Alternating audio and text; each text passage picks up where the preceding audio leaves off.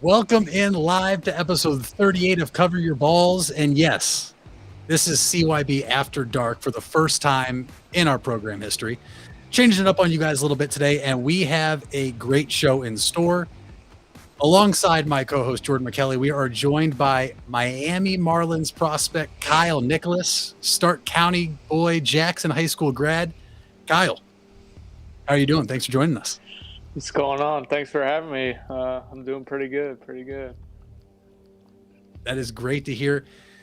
Guys, we have guys out there in the ball pit that are watching this live. Go ahead and throw questions into the chat. If we can, we'll get to them. But let's just get right into it, Jordan. If you're okay with that, we're going to get into it. We have no top four at 4 because we're live at 8 o'clock tonight.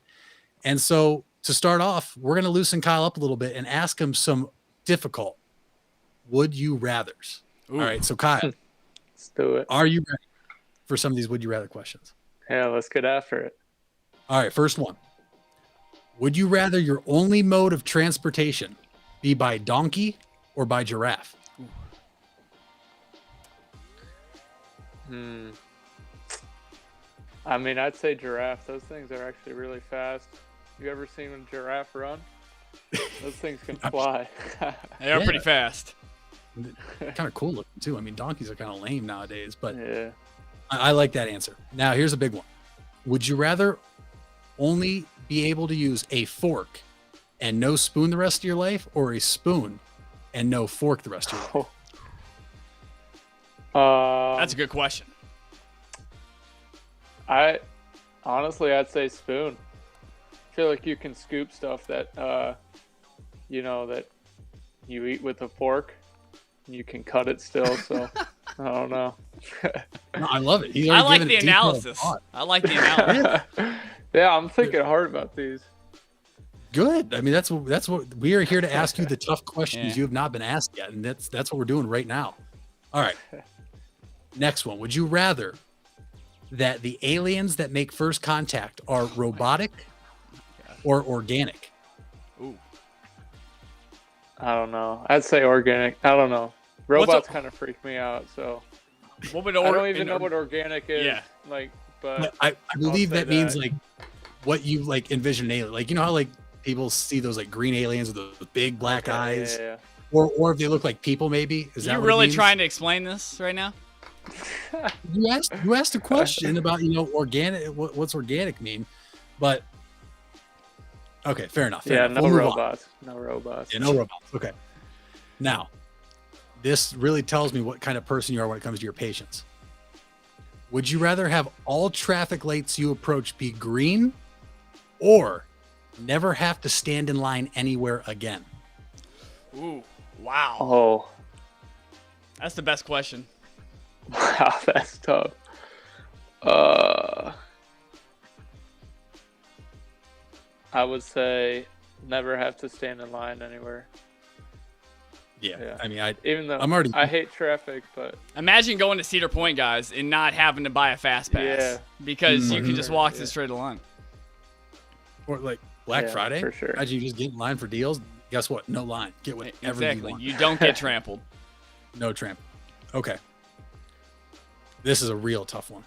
Would you rather every shirt you ever wear be kind of itchy and irritating, or only be able to use one-ply toilet paper the rest of your life? Oh. I would say the itchy shirt. Yeah. Can't be dealing with that one ply. Come on. Damn. Jordan, I need your answer. That's tough, though. It's too good. I need to know. Oh man, I think I'm going with Kyle on that. I think I'm rocking with him. Listen, if anybody sits here and says one-ply toilet paper, I don't judge, but I think I'd have to judge for the first time. I'm not real particular. Chafe. Yeah, but I'm particular about my toilet paper. You don't go cheap on toilet paper. That's like one of the things you can't go cheap on. You also can't go cheap on sprinkles. They're not the same. Just heads up for ice cream fans out there. Happened to me the other day. I got. All right, just a few more here. few more. There's some good ones that I'm looking through. You just looking these up on the internet, or Oh, I have some saved. you got a like, playlist? No, not. He has a word bank of about 150 questions. I mean, there's some good ones. Like I know we don't have time to ask them all, but ask any. Would you rather live without hot water for showers and baths, Ooh, or live without a washing machine and dryer?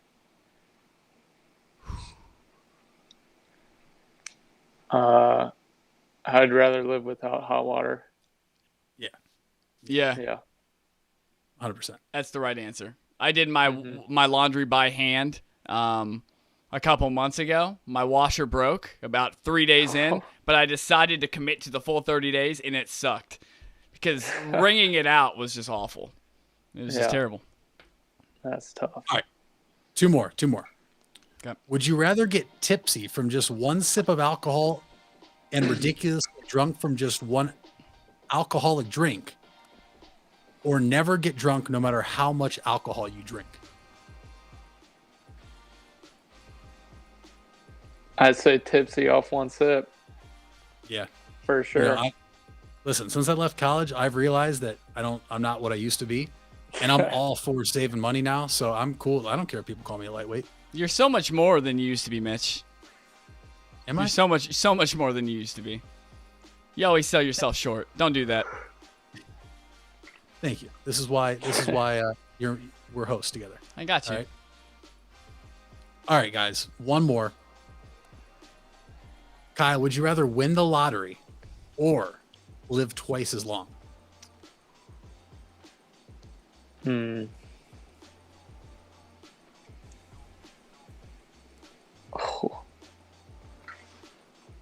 Probably win the lottery. Yeah, I mean, you can probably buy something to keep you alive longer. Than that's how I look at it. But all right, well, yeah. I'm getting harassed already from in the chat saying I get tipsy just looking at alcohol. So hey, that sounds cost effective to me. You know, it is. I've never made fun of anybody who's ever gotten tipsy that quick. You know, I'm just like, hey, more power to you. You're saving more money than me. God bless. I used to make fun of people and I regret it now. So if I ever made fun of you for being a lightweight, I'm sorry. I am there now and I have no shame in it whatsoever. I love it. It's awesome. But all right, let's get to baseball now, Kyle. For those that don't know, let's do it. 2-time state champ, 1 time in basketball, 1 time in baseball, your senior year at high school, Jackson. Went to Ball State. Let's just start there. Let's talk about the jump from high school baseball to college baseball. What was it like? And then what was your time at Ball State like? Yeah, I mean, I'd say the jump was pretty dramatic. You know, in high school, you're kind of focusing on, you know, maybe one hitter in a lineup or two that can really do damage. And when you go to school, it's more like, at least in the MAC, it was more like 4 or 5 that you really had to be locked in each at bat. Longer seasons in college, and you know, it's basically year round. You know, in high school I was playing basketball, so I didn't do all the baseball stuff in the off season. But when I got to college, you know, it was year round and it was pretty much a grind. So, I mean, it was pretty fun, you know, getting to hang out with the team pretty much all year and you know, going out together, going on road trips together, and it was pretty fun. But you know, I'm really glad that I chose Ball State, and I really loved it there. That's awesome. Yeah, I think Ball State's glad you chose them, and I can definitely tell that you're happy you chose that place.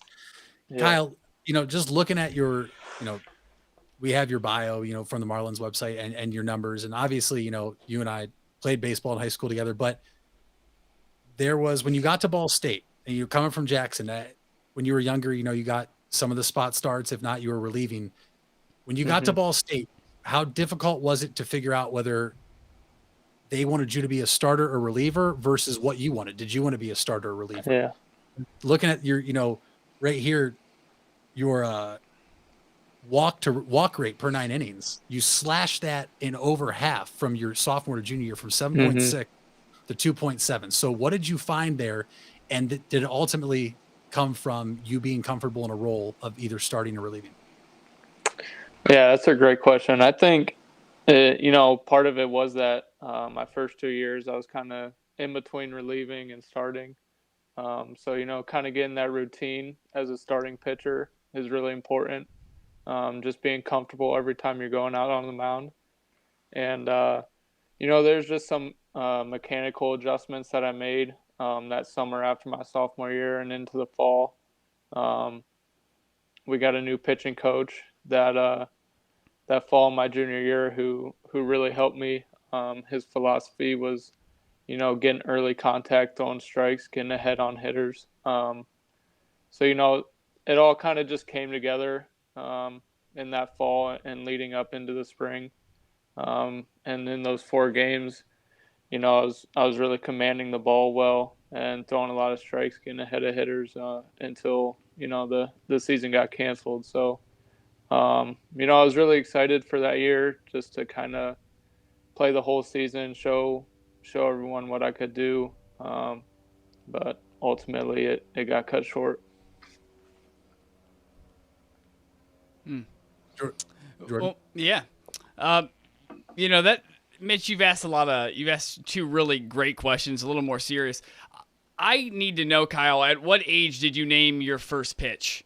I need to know that. And what did you name it? Like what pitch? Like any pitch. What was the a curveball or like a different name for a curveball? Oh man, how many names you guys got? I don't know if I gave them like specific names, but I mean, when you were 7 years old in the backyard with your dad, and you went to go toss the ball to your dad, what did you yell at him when you threw that ball? I mean, probably just, I need to know. Probably just a heater. That's my favorite pitch on the fastball. So heater. Give him the heater, Ricky. But, give him the heater. I didn't really start pitching that much until pretty much high school. So was that because your dad was trying to protect your arm, or was that just because you really didn't know that you were gifted as a pitcher yet? Yeah, I really didn't know. So when I was younger, I played up, and I was kind of always like the little guy on the team, and I just played second base. Didn't really have a good arm, and then a couple of years down the road, I hit a growth spurt. I think maybe sophomore year, and then hit another one junior year. That's where kind of everything came together. Started throwing hard, started throwing good breaking stuff, and it kind of just took off from there. Giddy up. You mentioned throwing hard. Whether it's with somebody in the box or it was a warm-up pitch, what is the hardest you've ever thrown? I mean, I've seen stuff on Twitter. I've seen you in high school. What is the hardest pitch you've ever thrown, no matter what, with somebody in the box or not? I mean, are we talking over 100? I'd say right out there. Right at 100. I was going to say, I saw it at Ball State. I mean, I remember it servicing on Twitter when you was it a warm-up pitch? You hit 100 on the gun? Yeah. Well, I don't even know. There was rumors saying it was warm-up pitch or it was in game. Either way, that day I was feeling really solid. So, I mean, I really don't know. I was throwing hard that day. Some people said it was a warm-up pitch, but I don't really know. That's unbelievable. I was telling Mitch not too long ago. Like, I'm a pretty athletic guy, I'd like to say. And when it comes to throwing a baseball, I have like the weakest arm. I'm pretty sure I got clocked at like 49 miles an hour at Jacobs Field one time. I cannot imagine how you could throw it twice as fast as that. That makes no sense to me at all. Like, not even a little bit. Yeah, man, baseball is tough. Throwing is not a normal motion at all. So yeah, how does progression work as a pitcher? Like as a runner growing up, like I can tell you if you ask me like, hey, how like from your freshman to your sophomore year, what was like by year, like how did you get better in the 5K per mile? How fast would you say? I imagine you clocked yourself all the time, like every year, right? since you started playing. What Yeah. would you say on average, until you've gotten to your throwing power now, you increase that? Maybe like from freshman year of high school, what were you throwing? And then what did the progression look like to where you're throwing as hard as you are now? Yeah. I'd say freshman year I was like 75 to I'm gonna need a graph maybe for this. maybe 79, maybe 80. Sophomore Okay. year I was like 80 to 82. Then junior year I was like 85 to 87, Okay. Yeah, touching you made a like jump. 88. Yeah, I made a big jump there. And then senior year I was like 88 to like 88, 89, but by the end of the year I was sitting 90 and 92 in the state tournament. And then freshman year of college I was like the same 90, 92. Made another jump my sophomore year.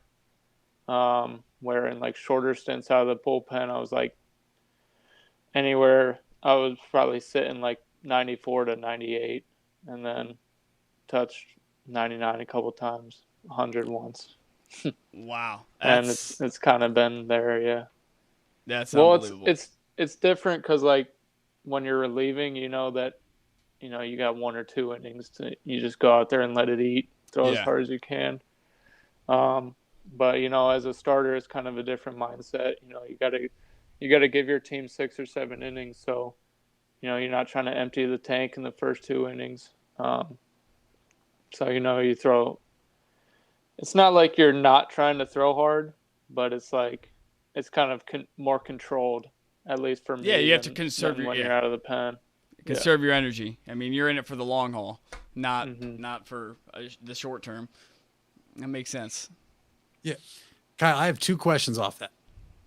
One, the first one being in high school, you were come senior year when you guys ran it through Columbus and you win the state championship. You were a starter. You started that state semifinal game. What's it like in high school? Like you said to start the show, there's 1-2 hitters you need to be mindful of. And then, college, it changes. And that's just how it goes when you play sports as you get older.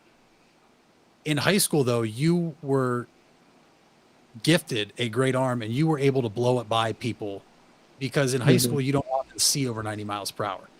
Right. How much does that change when you get to college, when guys can handle that type of heat? And how much more did you have to hone in on controlling your off-speed pitches?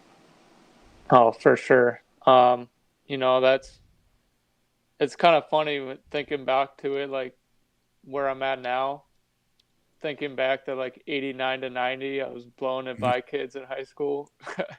It's like hitters are so good nowadays. They hit 100 miles an hour if it's right down the middle. So, it was a big focus for me at college. Developing my other pitches, curveball, changeup, slider, and just trying to be consistent with it in the zone.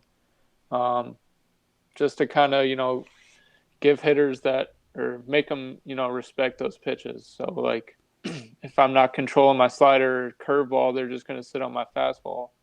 So anytime I throw it, they're on time. So, that was huge for me and my success, especially last year, junior year at Ball State. And that's just something that I am continuing to work on now.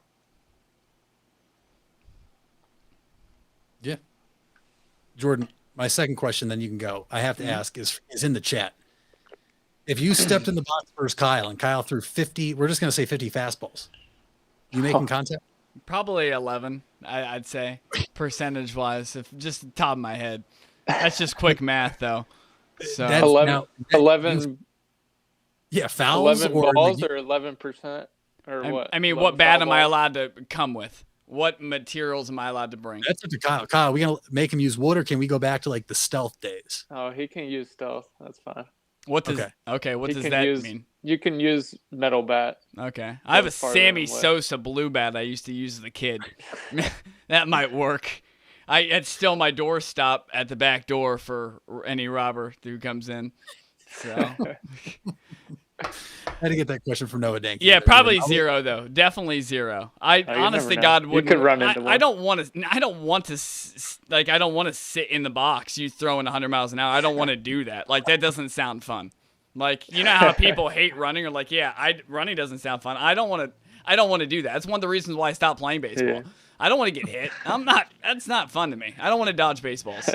I'm cool, especially when they're that fast. Yeah, it's not Like, fun hitting. No, It's not fun to hit. No. Jordan, you have anything else? And then we can move on to more, Miami Marlins focus question. Yeah, for sure. Kyle, you got a nickname yet? Nah. You got a nickname? Most people just call me Nicolas or Nick or Kyle. No. Yeah, all right. Well, we had a question out of the ball pit. And when I say out of the ball pit, that's my long way of saying this is my question. How about I'm gonna say a couple nicknames. You tell me how you feel about it. Here's the first one. Let's hear 'em. The Big Marlin. What do you feel about the Big Marlin? I don't know. We'll see. We'll see. Okay. Maybe in a couple years if I'm, up in the bigs. We'll see. Well, yeah, I got three more. Hold on here. All right. Nick at Night.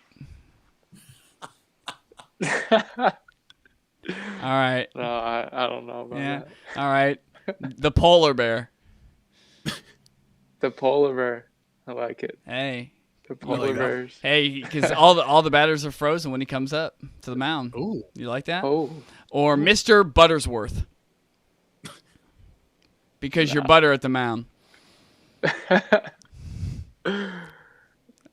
don't know about that. Well, as this, as your career progresses, just remember I started. If one of these names pops off, it's on me. Yeah.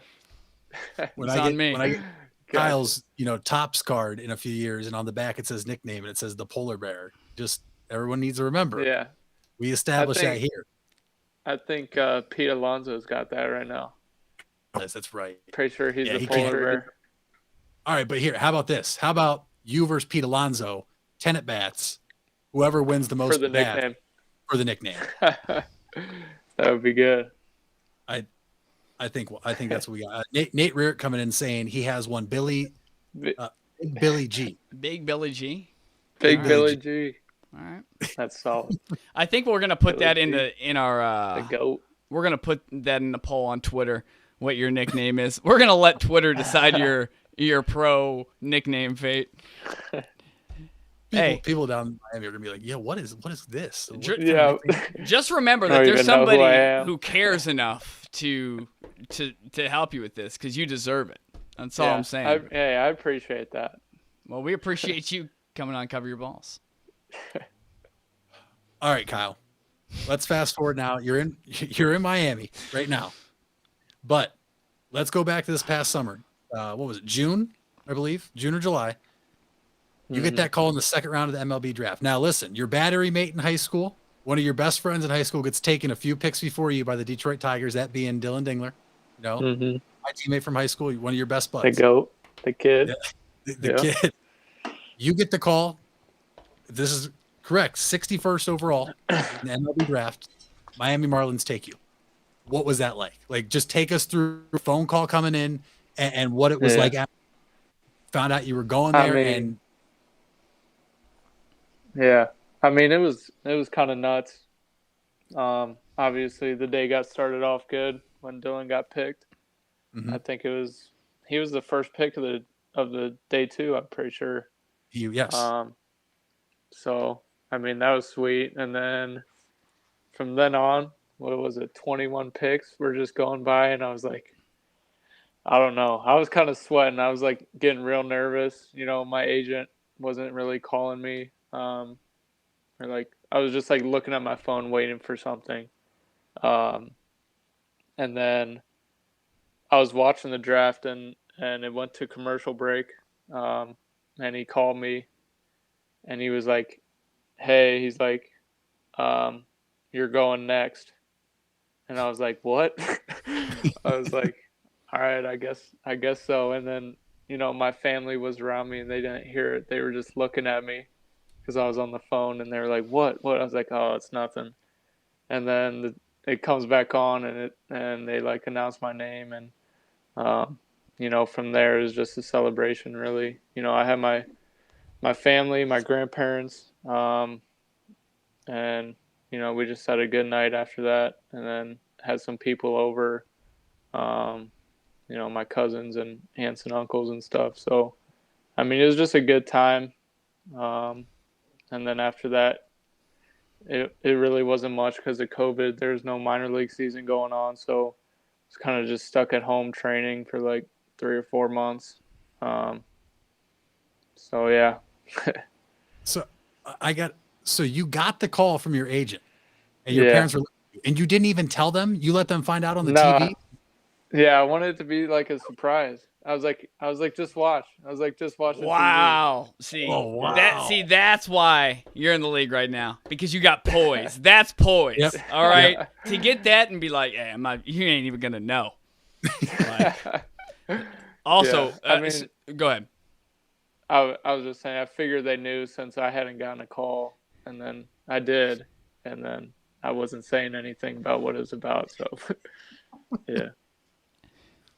As soon as you found out, you should have put on a burn notice, just as a hidden hint, because the whole thing's. No, Never neither of you guys. watched it. No, Oh, come no, on, sorry come about on, that. come on. I was going to see his reaction. The setting is in Miami. You should have just put on You should just put it on. You should Maybe that's too big of a hidden hint. They probably wouldn't have got that. Never mind. Yeah. I take that back. Yeah, that's on me. No, I just think what I Not, said was pretty dumb. Not familiar. All right. So you're taken, you find out, your name's called on TV. Like you said, COVID, kind of messed everything up. You're here for 3-4 months. At that point, I think, I ran into you at the warehouse a couple of times. You're out here getting your work in. I saw you and Ding catching. When did you go to Miami? Did you not go down until, this spring season with camp and everything? And once you got down there, what has that been like? We talked about the high school to college jump. What's the college to pro jump? I mean, that has to be significant jump when it just comes to talent in general. Yeah, it definitely is. When I first got down here, I'm in Jupiter at the spring training facility. Came down here for instructional league in the fall, and then was down here over the winter for the off season. But yeah, dude, spring training is crazy, especially big league spring training. I didn't really know what to expect. I hadn't been to a spring training before, and kind of just got thrown into big league spring training, and it's it was just a really cool experience seeing all the guys that are in the big leagues, just the way they go about their business, what they do day in and day out, how they just watching them get ready for the season, because a lot of them are still getting like worked up, especially the pitchers, throwing bullpens 2-3 times a week, just trying to get ready. And it was just cool to watch them and pick some of their brains, and just kind of get some advice. So it was really cool, and obviously facing some of the hitters, like you said, the competition is crazy. They're so good, the level of hitters here, and a lot more than college, I would say. You just can't take a pitch off or it's going to get smoked. So just that level of focus you got to have every pitch. Did you have an epiphany moment where that happened, to where you threw one and you were like, shouldn't have threw that, and it got smacked out of the yard and you were like, never again? Or was it kind of like a gradual lesson to where you watch teammates like get smacked around and you're like, I don't want that to happen to me. I'm going to watch. Like, at what point did you notice the jump? Because like when you're in it, it's hard to notice, right? Sometimes. Yeah. So at what point did you notice yourself without anybody else saying anything to you? I mean, I think there's one outing during the fall instructional league where, I just like didn't have it. There's just those days, I guess, talking to a lot of the guys, there's just those days that hitters are going to be locked in, or you're not going to have your best stuff, and it's gonna look pretty ugly. So I had one of those days, and it's just going through the process, learning and experiencing that failure, and learning how to overcome it, how to stick to your routine, and come back the next time, and trust your stuff that's not going to happen again. So I'd say it was back in the fall, and then coming into spring training, I was kind of ready for it. Did you kind of get giddy when it hit you? Because like gave you butterflies again? Because like now you're not uncommon anymore, right? Like because at every level that you've played at, you've been pretty uncommon. Except in high school, you had a really good team, so it helped having teammates that were as good as you. It's kind of crazy to think that multiple teammates of a high school could get drafted, right? It's just unbelievable. But now you're at a point where everyone's as good as you, and that has to make you excited because I imagine you love the game. That's the only reason you do it. Is that are you pretty fired up right now? Yeah. To not necessarily be that top dog right now? Yeah. I mean, it's always, different going from high school, being a senior in high school, going to college, you're a freshman again. So, right back down that totem pole. And that's how it was getting drafted, coming in, and, you're one of the youngest guys at camp, and, you haven't been there before. All these guys have been through it before. But, that's baseball. It's a humbling sport, and you just got to get used to that. So, I mean, it's good. And, the competition here, as I was saying, the hitters, but also the other pitchers, they're really good. There's a lot of depth in our farm system. So there's a lot of good hitters, a lot of good pitchers, and it's fun to, play catch with some of them and see what they got, and watch them go out and compete. And I'm really excited for, the future of this organization. Well, if that was your first like press conference or your like release with like somebody other than Cover Your Balls, like that was fantastic. You do that next time. That was great. Just saying, I'm just super excited because I'm wired in the way, like, I just want to win. And I think going to camp and seeing all the talent that we have, I think we have a real opportunity to, like, actually win. Even this year, the big league team, they're going to be really good. But especially in the future. I mean, you're talking about a team that, before last year, before you were even drafted, nobody picked the Marlins to even sniff the expanded playoffs. I remember correctly, they were picked to finish last in the NL East. They were a team that nobody gave a shot to, and here they are. They make the playoffs, and it's comparing apples to oranges. But you look at Miami, and that's a big market city, a team that can afford people, and that's the Marlins last year didn't even do that. They didn't go out and spend money. They kept a low payroll and everything. So it's really cool. And so I can imagine the excitement building off a year like that where everybody counted you guys out. And now here you are back, you get some studs through the draft like yourself and others. You have some other top prospects down there. So I can't imagine the energy you guys have down there in camp. Have you talked to the team owner? Have you talked to Derek Jeter? I haven't had like I haven't had like a conversation with him, but I've been in a couple of meetings with him. Yeah, it's pretty cool. That was a question that was asked by one of the listeners out there, Mitch Farnsworth, and I was like, that's way too good of a question to ask because most people forget that Derek Jeter is the owner of the Marlins. So, when you got drafted, who called you? Was it Don Mattingly? Was it the GM? Was it Derek? No, it was actually the area scout that scouted me for the Marlins. He was the one that called me after and just said, congratulations and everything.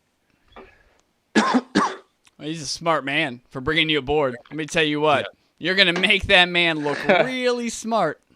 I hope so. Yeah. I swear, if I were you and I was in one of those meetings and Derek Jeter came in and he started talking, I'd be like, hold on here. What's this for? I'd be like, oh my God. Like it has to be surreal because I grew up like just idolizing Derek Jeter. Yeah. Just absolutely idolizing him. So I mean, I would have been, I don't get starstruck for many people, but I mean, that's wild. He's definitely, he's one of them for sure. You know, he's such an icon in our game. And it's like, he's just right there. You can like talk to him. I'm like, this is crazy. This is nuts. All right, I got one more question for you, and then Jordan, I think we rattle off, some of the other questions we had saved back for him regarding just baseball in general. So I have a serious one that I have one that I'd just love to pick your brain. First one, what do you prefer? I think I know the answer. Starting or relieving. I know you're going to do whatever's asked of you, but if you're given the choice, which one do you prefer? I'd say starting for sure. I just like being, that sense of being in control. Not everything's in your control, especially in baseball. Mm-hmm. But I mean, just that sense of this being your game. As a reliever, you don't really get that. You're like, maybe I'll pitch today, maybe I won't. Starter, you're like, all right, I got this routine throughout the week, and I like having that routine. You're doing something each day, and you know what you're gonna do. And then on that 5th or 6th or 7th day or whatever, that's your day. So that's just kind of something that I like and I prefer, and that's what they want for me as of now, I guess. Mm-hmm. And obviously, we know baseball is a game where things change, and it like Billy G told us, control what you can control. But I had to ask because just because you bounce between that at Ball State, where and you're at Jackson, you had some starts, but you're also coming out of the pen, and then so I just wanted to ask. But now, I need to ask you this: who's one hitter, regardless of the outcome? You could say you just want to strike them out, or you would just like to face them because they're one of the best hitters in baseball. Who's the one major league hitter you would love to face?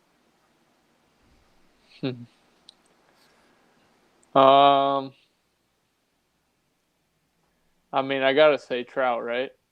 He's gonna be the best. He's gonna be the best player, basically ever. Mm-hmm. So I mean, it's got to be him. There's also some other guys. Hopefully, I get the chance to face Juan Soto. He's in our division, and Lindor. Watching him, growing up, Frankie, and now he's in the NL East, which is stacked, by the way. Yeah, the NL East is loaded. So I mean, I don't know. Those two guys would be fun. Just that was definitely such good hitters. I wanted to bring up how loaded your division is. You're telling me you guys have a great attitude down there in Miami. You think you guys can win. The Mets go out, spend some money. They get an all-star shortstop, one of the faces of baseball, in Lindor. You touched on the Nationals having Soto. They have Scherzer, Strasburg. The Braves, won the division last year, and they have Acuna Jr. They're loaded, MVP and Freddie Freeman. How much fun, and maybe not right now, just from where you're at, but who knows what happens, later in the year. It's a long season. We know that. But how much fun is it just to be in the discussion of that type of division with those type of players, names, and you're right. That division is loaded. Yeah. I mean, it's pretty sweet just to, be part of something like this. And the way we're going, we want to be at the top of that division. So, it's pretty cool just seeing the guys. Like, I think it's cool that like the guys that I just got done seeing every day go out and like go to work. They're going to go compete with the guys that, that everybody's talking about. And nobody is really talking about the Marlins. But, they're just as good and they're going to go and compete with them. So, I mean, I think that's going to be pretty cool. Jordan. Word. Word. I'm going to let you keep asking. I asked a couple in a row, Mitch. Oh, hey, I know you have some good ones we talked about earlier. So, all right, we'll just do a couple quick hitters here. I got one from somebody in the ball pit. Yep. Is there a certain pitcher you try to model your game after, or you've looked up to and model your style after? Yeah. I think, not someone, specifically, but, you take bits and pieces from people. I think one guy for me, that I kind of want to be like is Garrett Cole. Mm-hmm. Obviously, top 5 pitcher in baseball, but he's got, the same repertoire as great hair. He had great hair in Houston. He had to cut it a little bit, but it's fantastic. Yeah. But, he's got 4-seam fastball that's got good ride on it. Mm-hmm. Slider, curveball, occasional changeup. That's just kind of what I'm working towards and trying to be, be that kind of pitcher in the future. And, if you can take something from someone and go work on it and see if it feels good or if it doesn't, you got to do that to get to where you want to be. So. Absolutely. Yeah. Absolutely. Listen, we got some good questions coming out here. Jordan, do you have any before I know you had some earlier. We were talking about, other pitchers in baseball and stuff. Do you have any now? Yeah. Are you an Oral Hershiser guy or are you a Randy Johnson guy? I mean, probably Randy Johnson. Probably Randy Johnson. I mean, when someone asks you a question of that magnitude, there's no probably. You need to be fully committed to whatever answer you go with. I mean, to be honest, I don't think I've ever seen Oral Hershiser pitch. So. Oh man, you need to break out the film tonight. Is that bad? You break it out. I mean, he might transform your game. He might give you an extra layer. Your nickname might be the Onion because you have so many layers after watching Oral Hershiser. Check it out. Get back to me. The Onion. Thank me. That would be a brutal nickname, the Onion. Yeah, but imagine, it would only be brutal if you were pitching like ass. Like if you were striking everybody out, it wouldn't matter what your nickname was, right? You're making them cry. Exactly. Yeah. You're striking okay, out. okay. So it's all how you look at it. You got to frame it so it works in your favor. Look, there's another nickname, so add that one to the list too. I mean, we don't know. I mean, next thing you know, Kyle Nicolas is going to be pitching, aka the Big Onion, on Sunday Night Baseball. Ooh, the Big Onion. Ooh, I'm going to change it. The Big Onion. Ooh. Nate Rierick asked your best advice or favorite saying from Billy G. Oh, let's see. It's been a while.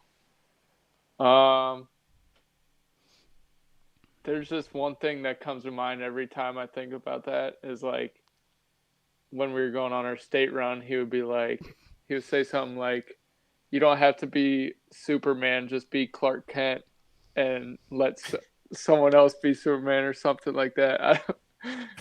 Figure it out. Yeah, that's a good one. That's a good one. Figure it out. The kicker is, I think I know where he got that from. There's a guy who does alter ego stuff, and he always says that. And your coach is a smart guy. He's a smart guy.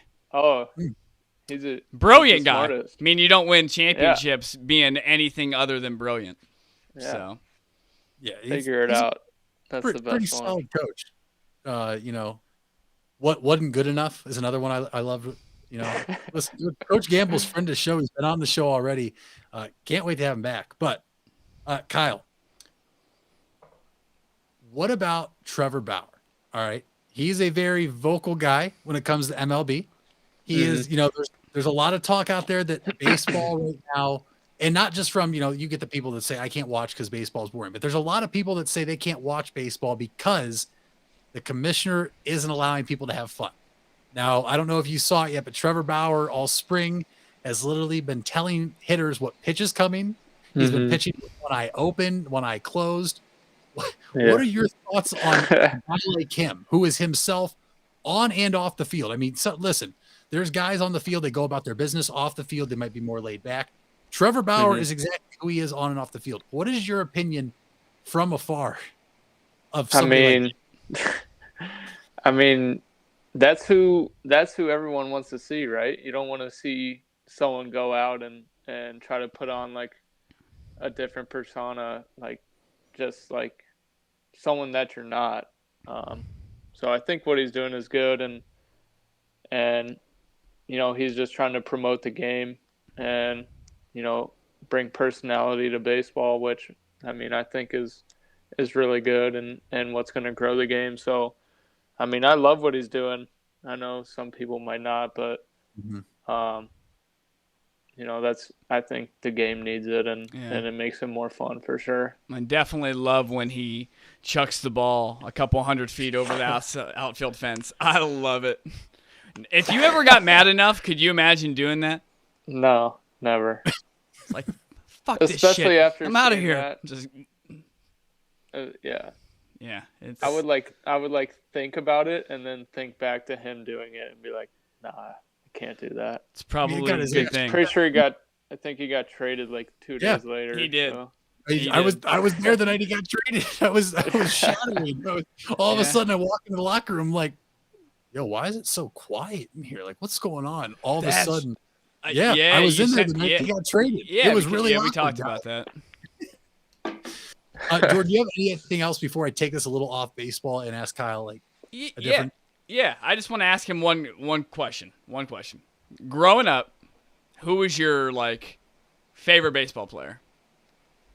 Like who did you want to model your game after? Who made you excited to play the game? Well, my favorite player was Big Papi, David Ortiz. Big Papi. So that was my favorite player. I don't even know if I had a pitcher. I know CC because he was on the Indians. Okay. A pitcher saying Big Papi. I just didn't see it coming. No, is really what it was. I never thought of myself as a pitcher until sophomore year of high school. I was like, I always wanted to go play infield and hit the ball. And then people started throwing really hard. So I was like, no, and then you were like, anymore. How about I work every 5th day? That's a pretty good schedule. Hey. What? Yeah, it's not too bad. Yeah. Mitch, go ahead.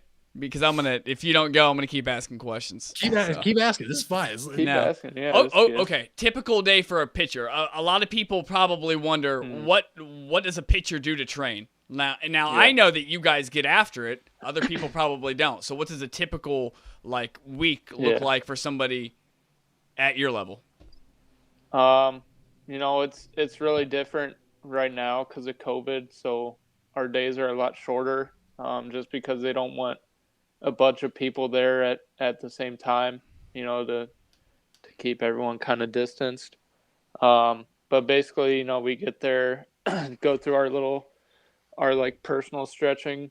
So whatever you need to do to get warmed up, go out and stretch. So we throw, then we go do PFPs. Sometimes we do BP, or hitting or bunting practice. This is the first time I've ever done bunting practice here in spring training, so that was fun. And then, if you have a lift, we lift 3 days a week, pretty light because in season, the main thing in the weight room is just trying to stay healthy. Mm-hmm. So whatever kind of makes you feel good and makes you feel prepared for your day on the mound. And so once a week we throw off the mound, or for me it's every 6 days I throw live, and in between there I have a bullpen. And then basically after you throw every day you just hammer arm care. So scap exercises, shoulder exercises, forearm exercises, a bunch of stuff like that, just trying to stay healthy. Now, when you go live every 6 days, do you get graded, and then do you guys go over kind of the film for that, or how does that work? Yeah. They have video of it, so I go over the film with my coordinators pretty much the day after, a couple of days after. See kind of if I was doing anything wrong, or different pitches and different counts, stuff like that. Just trying to learn each time I go out. Okay. Giddy up. How often do you pitchers bench press? We just had somebody throw that out there. There's a lot of people who Oh my God, Brett, did you really put that out there? baseball players should only be, there's so many different myths out there, Kyle, about, baseball players only work out. Do you bench, and how much do pitchers bench if you do? I don't do barbell bench. I do dumbbell bench. Okay. Do dumbbell benching anywhere. I mean, in the off season, I'll do it like 2 to 3 days a week.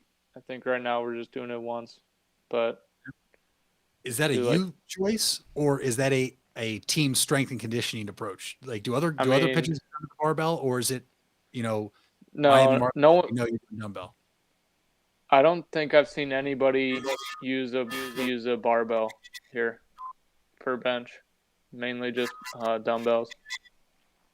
But I mean, I've seen other baseball players do barbell. So okay, all right.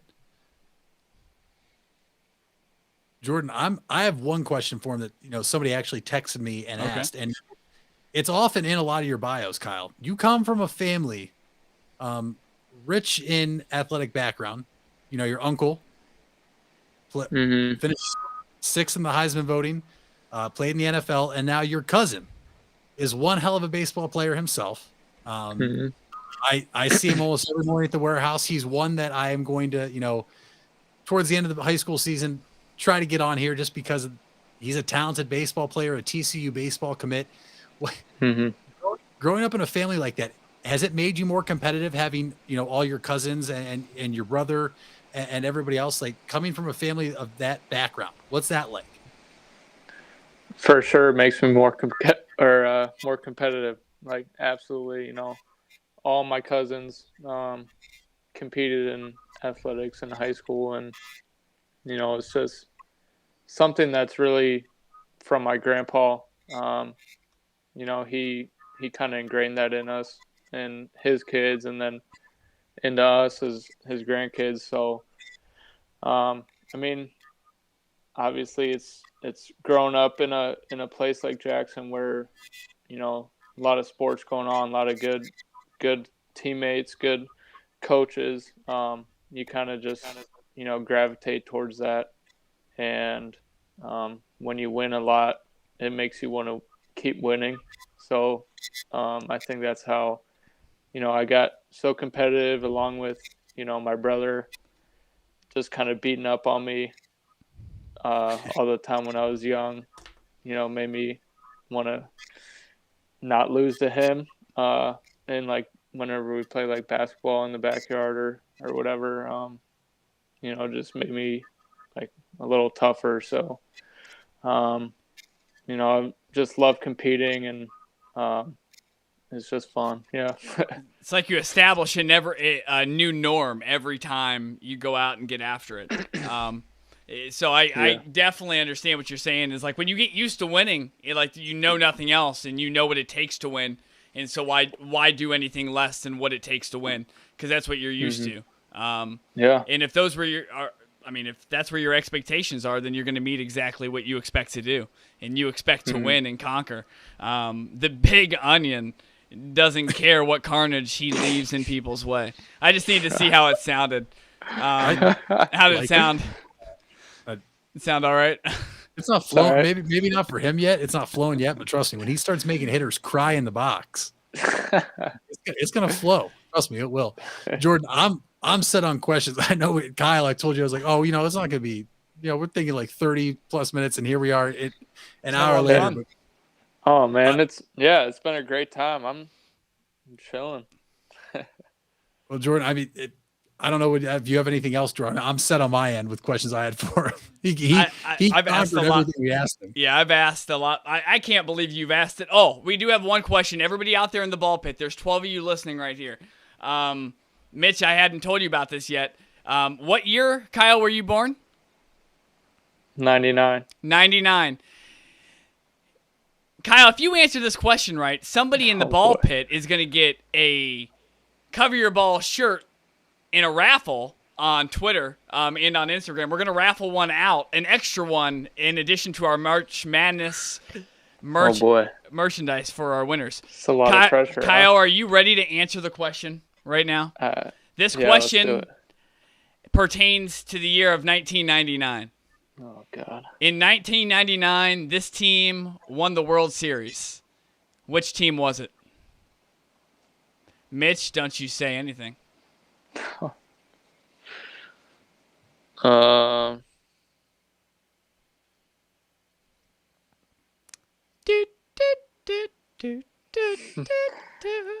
Should have got that music. I Yankees. should have pulled that up. The New York Yankees, is that your final answer? Yeah. The New York Yankees with Scott Brocious. I think it's Scott Brocious won the World Series. You're right. You're right. Let's go. Yeah, you're right. Somebody out Let's there in the go. ball pit is going to get a shirt. Hey. Thank you, Kyle. Congratulations, Kyle. You only had one question to answer, and you answered it right. Yeah. And somebody out Did there it in the for ball pit. You did Yeah. it for the ball pit, and obviously Yeah. we're going to hook you up with a shirt. But somebody else out there in the ball pit gets a shirt too. So The pitcher steps in and is hitting 1,000. That's just what happened there. Hey. The pitcher, it was it's a the big deal. 19th inning. They're like, hey, we need a pinch hitter. And Kyle came into the box and just smoked a game-winning RBI double. Or a walk-off home run. Yeah. Whatever you prefer. We'll say home run for your sake. Well Let's say done. Homer. Yeah. Well Yeah, done. Homer. Well done, sir. Pimped it too. Kyle, thank you so much. I really appreciate you hopping on here with Jordan and I. We appreciate it. Yeah. I hope everybody out there in the ball pit appreciated it. Best of luck the rest of the way down there in Miami. Excited to see, how things go for you and, see what the future holds for you for sure. But listen, Jordan, I appreciate it. I know you appreciate it. And this was so much fun. I'm excited to watch you take each step, and this is gonna be fun. We're gonna have you back on. We're gonna have to make this happen again. Got to make it happen again. I appreciate it, guys. Thanks for having me. We appreciate you. All right. Thank you, All right, Kyle. see you guys. Yeah. See ya. Kyle. Nicholas, everybody. Kyle Nicolas. That was awesome. Amazing. First off, thank you to Kyle. What a treat. We told him we didn't think we were going to be there an hour. Man, he was answering those so quick. I think he was enjoying himself. I hope everybody in the ball pit was enjoying themselves. Especially, for CYB After Dark. That's what this is. This is our first episode at a new time. CYB After Dark is what it is. We still got some people out there in the ball pit, Jordan. I like it. Listen, you're going to host the show Thursday. We'll be back as far as, we both know. Mm-hmm. Yeah. Back Thursday at our normal time. You'll be hosting that show. So listen, MLB season kicks off on Thursday. We don't need to go, team by team, division by division. Let's just, do some basic baseball talk right now. All right. So first off, we'll do this. What do the Indians do this season? What do the Indians do this season? I've never seen a team actively try to lose as hard as the Cleveland Indians have. Oh, yes, I have. They've done it one other time. In a movie! You know how dumb you have to be to where they've already made a past movie about you? This is, the Indians are not going to have a good season. It's going to be frustrating because I know I love the Yankees, but I love the Indians too. And I know a lot of people out in the ball pit might say that's an oxymoron, but you can love both of those teams. I've done it my whole life. I've done it. I don't think the Indians are a 500 ball club this year. In fact, I think they're well below. Are we still dealing with a 162 game season? Yeah, 162. I mean, I think they're probably 15 games below 500, which would put them at 66 wins. I think they're going to be a really poor team. Tito's going to have a really hard time this season. Who knows if he's even, the last time we heard of Tito, we had all that controversy, right? So we haven't. Who knows if he's even going to be the coach for the Cleveland Indians in the long haul? Do I hope so? Of course, because you're not going to find anybody better than him. I don't think. I think he's one of the best coaches of all time. Mitch, what are your feelings going on in the season? I'm going to be openly optimistic because that's what I am when it comes to baseball. Just because you don't know what's going to happen. Listen, like I told Kyle, there was people who wrote the Miami Marlins off last year. They had no chance of sniffing the playoffs. They sneak in, whether it was expanded or not, play the Chicago Cubs. Something people didn't see coming. They still have a solid rotation. They have the defending AL Cy Young Award winner, the Triple Crown winner when it comes to pitching. Top 3 MVP candidate and Jose Ramirez is still back. They signed Eddie Rosario. I like what the Indians have done. I think their bullpen's got to be one of the best in baseball. And a lot of people might hate me for saying that. I'm really confident that the bullpen's going to step up. The rotation has always been solid. It's more of a, what the hell's going on in the outfield and what's our shortstop going to do? And let's be honest. Listen, I am a Francisco Lindor fan. I've been very vocal that I think Jose Ramirez is more valuable. But if we're going off last season, the shortstop doesn't have big shoes to fill because Francisco Lindor didn't do much last season. That's all there was to it. His worst season fielding, very underwhelming at the plate. So you have to wait and see. Listen, I'm not going to overreact here in April. Generally under Terry Francona, the Indians start slow. They are a slow starting team in the month of April and halfway through May. They're a team that catches fire in the middle, during the dog days of summer. I think they'll finish above 500. Will they make the playoffs? It depends on the offense. I think this team is capable of winning multiple 2-1 games, and 1-0 games, but there's going to be times where they can't outslug other teams. And so I think that's their problem is, and I think that's going to be the real problem. Baseball is pitching, and they have one of the best staffs, but there's always days where pitchers have off days, and that's going to hurt them. I mean, the Indians have had better pitching staffs than this. Not better pitching staffs. Like, they've had considerably better hitters, like way better rosters 1 through 9 with even better pitching, and been able to make it work. So they're really going to have to find, their bats are going to have to love the ball. Okay. That's all I'm going to say. Their bats are going to have to love the ball. I hope they do well. I'm going to try to get to as many games as possible this year. So, dollar dog night. Oh my gosh. I cannot wait to get a beer, some dogs, and a hot dog at a baseball game. I can't wait to get a big juicy wiener. I'm just so excited for those. Yeah. I've missed those because of COVID, obviously. For sure. Yeah. You've definitely missed those. Bratwurst. Yeah. The big juicy ones. Jordan, besides the Indians, yes, you are a Yankees fan. Yes, you'll be rooting for the Yankees. Yep, I will. Are the Yankees your favorite to win the World Series? Or who's your favorite? So here's the thing. Vegas loves the Yankees right now. Vegas has them as, I believe, they have the second best odds right behind the Dodgers. I think the Dodgers are plus 350, and I think the Yankees are plus 550. Somebody out in the ball pit can check that, but if the Yankees can stay healthy, I mean, man, they haven't been able to stay healthy the last couple of years at all. You spend all this money on all these high-profile players, and then they can't play. The question is, can these stars actually stay healthy together long enough to have the success that we think they can have? I say they do this year. Whether they can get over top the Dodgers or not, honestly, I think the Dodgers are more dangerous this year now that they've got over the hump than they were last year. To be completely honest with you. But I think I like the Yankees in the AL. Whether they'll beat the Dodgers, we'll see. I guess I haven't. You know what? I have to pick. And I have to draw my line in the sand. I'm going to take the Yankees this year.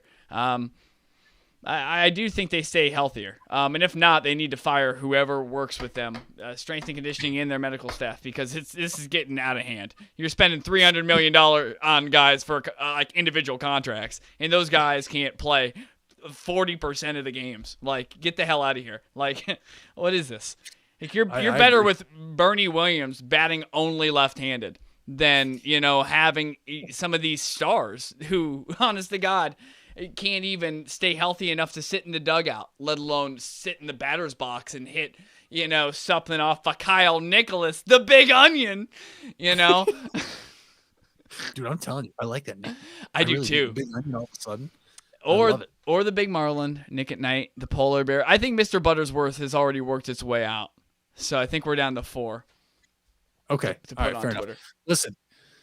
Generally, we see in baseball, and last year, the Dodgers finally got over that hump, winning the World Series in abbreviated season. But, some of the time we don't see the best team always win. And you can't predict what happens in a 162 game season. Listen, I like the Padres, but do they have enough to win? Listen, they went out and bolstered their staff this offseason. They have Yu Darvish, former Cy Young Award winner, Blake Snell, former Cy Young Award winner. They have Dinelson Lamet, Joe Musgrove, Chris Paddock, Mackenzie Gore, who's one of their best prospects, Mike Clevenger, former Indian, who is out all year. Mike Clevenger, but he's out all year with whether you say Tommy John or a different type of surgery on his elbow. He's gone. Now, they had him. I think that is a game changer, but they have the most electrifying player in all baseball, Fernando Tatis Jr. The face of baseball. They have Eric Hosmer, Manny Machado, Will Myers. I mean, they have a loaded team, and I think they get overlooked because they're with the Dodgers. I think that's all it is. I'm pulling for the Padres. Listen, I'm not high on the New York Mets. A lot of people are high on the New York Mets. I am not. Ultimately, though, if we're going off talent standpoint, Jordan, the Dodgers, far and away, the best team in all of baseball. Their rotation is the filthiest rotation I've probably seen in my lifetime. And I wouldn't be shocked if some people start comparing it to the Atlanta Braves in the 90s. Yes. Clayton Kershaw, Trevor Bauer, Walker Buehler, your 1, 2, and 3. Dustin May, who sits tops out, 99 as a starter. David Price, former Cy Young Award winner. I mean, listen, if David Price is your 5, I don't care how old he is, you're doing something right. And the Dodgers are doing something right. They're the favorites for a reason. I'm going to ride the Padres, though, in the NL as my second team. And they have good odds this year, too. They're plus 900, Mitch. They're 9-1 on winning it all. So, I mean, not bad odds either. So it's not like it's a dark horse team. This team's for real. Absolutely. Jordan, do you have somebody you're looking for? Who's your pick for? We'll start in the American League because, it's different than football. There's an American League MVP, American League Cy Young Award winner. Who's your pick for American League MVP and American League Cy Young Award winner? Oh, man. American League MVP. I think I'm going with Aaron Judge. I think really? I think I have to ride my boy. I think I have to. Yeah, I mean, if I'm going to go with the Yankees to win this, one of their stars is going to have a breakout season. Not a breakout season, honestly, just a season they're capable of having. It may look like a breakout season from the outside because it's a great season, but I don't think that's out of his reach. I like him. That's a good pick. Yeah. I mean, listen, he's one of the best players. Personally, I don't think he's the best player on the Yankees. I think DJ LeMahieu is. He's one of the best pure hitters in all baseball. Listen, I want to sit here and say Ramirez. I'm not going to put that on him. Jose Ramirez is going to be electric for the Indians, but what about Joe Judge? What about the other Judge? Joe Judge? Is he making a run now? Well, he's in New York. Why not? Right. Hey, maybe he does get a shot. But listen, I'm not betting against the best player in baseball. He had his worst year last year in a 60-game season, and his worst year is better than most people's best year, and that's Mike Trout. Kyle Nicolas said it earlier in the show, probably going to go down as one of the best players of all time, and he's probably the best player of our generation. He just isn't flashy like these other guys. Mike Trout, I think, will have a nice rebound year, and I honestly think for the first time, the Anaheim Angels are a team that can make some noise. They often don't. They're just overlooked. They don't do anything. They have no pitching. Guys, I think for some reason the Anaheim Angels, the LA Angels, have a shot to make some noise this year, and I think Mike Trout wins MVP. They're going to need pitching. Jordan, who are you taking for AL Cy Young Award winner? This may come as a shock to a lot of you guys out in the ball pit, but I'm coming with the best-looking guy in baseball, has great hair, plays for the New York Yankees. His name's Garrett Cole. Garrett Cole is going to win the AL Cy Young Award because he's the best pitcher in the AL. Let's just face it. Let's just call it what it is. I mean, he's not getting paid a gajillion dollars for nothing. You know what I mean? Like True. Facts. Yeah, I like that pick, but I'm going to go off the board here a little bit. Okay. Go off the board. There's a team in the AL I'm very high on this year. Now, we touched on it last episode, in episode 37. They lost one of their starting outfielders. That's Chicago White Sox. I am a big fan of Lucas Giolito.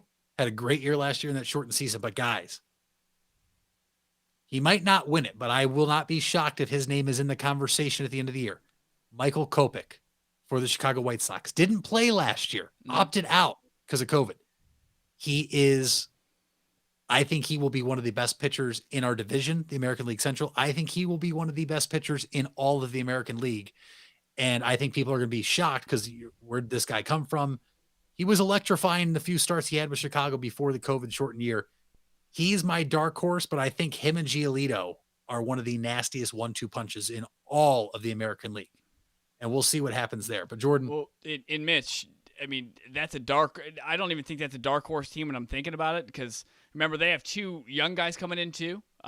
Nick Madrigal and they have Vaughn, and both of those guys are going to compete for probably AL Rookie of the Year candidates right off the bat. Yep. So they have they're loaded with young talent too. That's the one thing that scares me. That's why I have the Indians so low. But go ahead. I also think we talked about this in college basketball, and this is something we can probably talk about and expand on another episode. Coaches out of touch with their players. Jordan, their coach is Tony La Russa. Tony La Russa, who hasn't coached in years. Tony La Russa, who got a DUI this summer and told the police, "Do you know who I am?" Tony La Russa, who's old, and you're talking about one of the youngest teams in all of baseball in the Chicago White Sox. If they struggle, I don't think they don't have the talent. I think it's the gap between the coach and the players and the age difference. And like we talked about in college basketball, there's some disconnect there. And I think we could easily see that in Chicago this season, but we'll have to wait to see. I hope so. I hope so too. The girl I sleep with every night is a White Sox fan. I can't have her winning games and talking shit. Nope. It's true. Nope. All right. NL. Who's your pick for NL MVP? To be completely honest with you, when I was going over this before the show, I came up with no answer for this because I'm still not sure. I'm gonna let you go ahead and answer this. And honestly, we might have to wait until we do our other baseball episode before I put this out. How many days do I have before opening day? Thursday is opening day, 1:00, first pitch. Thursday is opening day. Yep. Okay. We'll see. You know, we'll see. You know, I'm probably gonna go with Acuna, but we'll see. Well, we might have to go with Mr. Ronald Acuna. Can I get a junior? Can I get a junior? Junior. We might, but we'll see. Now I'm gonna have to contemplate switching my pick because I think he's one of the guys that has a chance to win MVP this year in the NL. He's another young face that baseball needs. And let me tell you, what? We can both pick him and hold hands. Like, there's nothing wrong with that. Oh no, we can't. Absolutely not. You know, Mitch Farnsworth out here and says he wants Jake Cronenworth, the second baseman for the San Diego Padres. Should have won Rookie of the Year last year if you ask him. Pretty upsetting time for Mitch Farnsworth. Listen, now I got to think of Mitch. Who. There's a lot of good players in the NL. I want to think outside the box, but honestly, listen, Freddie Freeman won it last year. Now his teammate Ronald Acuna Jr. another year under his belt. I think Juan Soto's a possibility in Washington. Mookie Betts has to be there because I still think Mookie Betts is one of the best players in all of baseball for the Dodgers. And really Cody Bellinger too. Those guys thrive because they're surrounded by all these other all-stars in the lineup too. And those are all guys who've gotten paid, by the way. Yeah. You haven't named it. Yeah. So good. I'm sorry. I'm going to say Ronald Acuna Jr. Well, screw it. We'll hold hands together. I like Ronald Acuna Jr.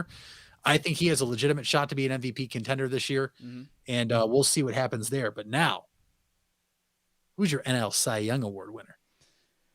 Yeah, I mean, Mitch, I don't want to take yours, but I know who yours is going to be, and we know who's. I mean, come on, my guy knows no master. My guy runs his own life. No one tells him what to do. I'll tell you that right now. His name is Trevor Bauer. He doesn't care if he cuts all his fingers out with all the drones he's working on. I have to go with Trevor Bauer. He's so intimidating. from the mound. I can't remember a pitcher that I can think of that was as intimidating as him, to me at least. I feel like he's incredibly intimidating, and he has great stuff on top of that. Oh my God, I just forgot. One of my questions I forgot to ask Kyle was, what does he put on some of his pitches, like Crisco, or like what's his favorite way to doctor a baseball? Oh my God, I cannot believe I forgot to ask that question. Go ahead, Mitch. It's how my brain's working these days. The fact that you thought I was taking Trevor Bauer. Not taking Trevor Bauer? You're not an intelligent man? Absolutely not. I'm taking the best pitcher in the NL. Who's that? Jacob deGrom, baby. Jacob deGrom is still one of the best pitchers in all of baseball. And I'm telling you what, yeah, they added Lindor. His last name sucks. Yeah, they added a couple other players. Jacob deGrom is going to be your 2021 NL Cy Young Award winner. Not with that last name. And I'm saying that with authority. Not with that last name.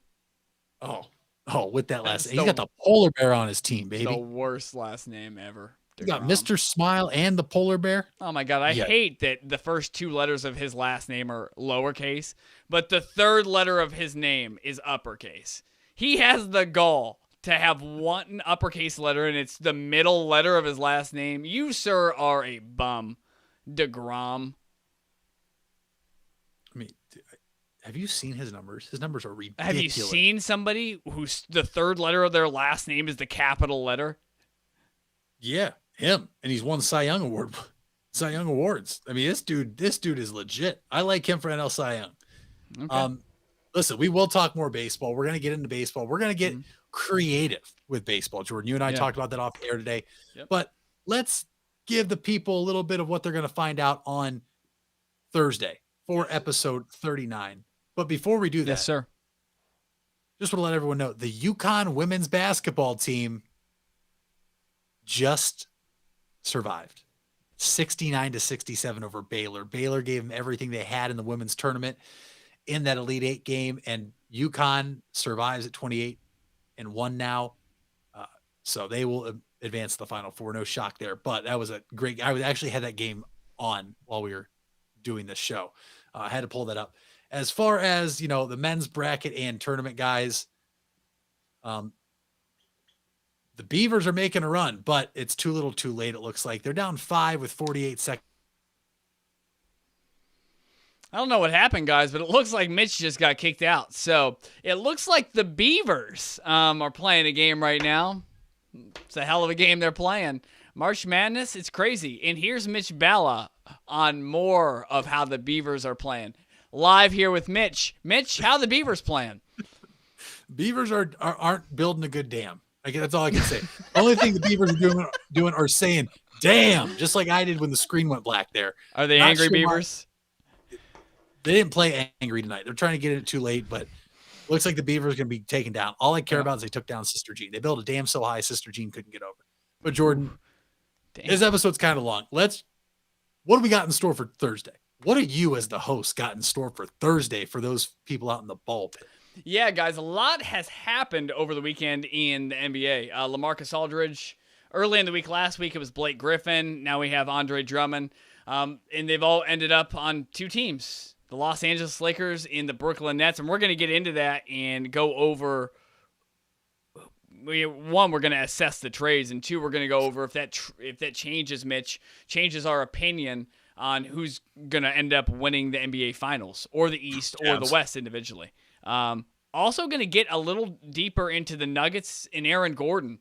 And we're going to talk about that a little more because honest to God, when that trade happened, I had no idea Aaron Gordon was shooting like 44% from the three because he's never been a great three-point shooter. So that's changed my opinion on this a little bit.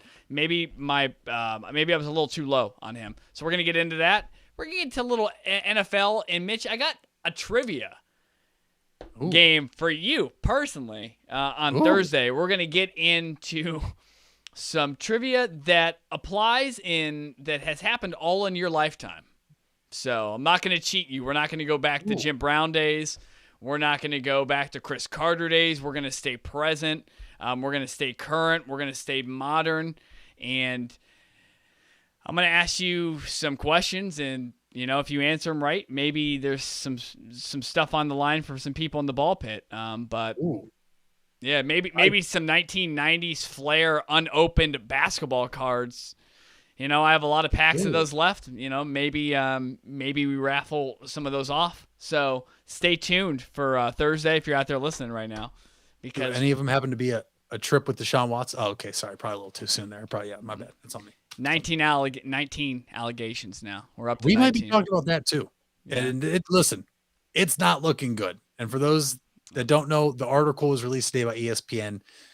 I'd advise you go read it. It is a little bit disturbing, but innocent until proven guilty, as we know. But Jordan, it sounds like Thursday is going to be a rocking episode for those in the ball pit. And before we get there, we need to do one more thing. I think we do. Mitch, can you remind everybody what that one thing is? I think we need to ask the most important. Who has bigger balls?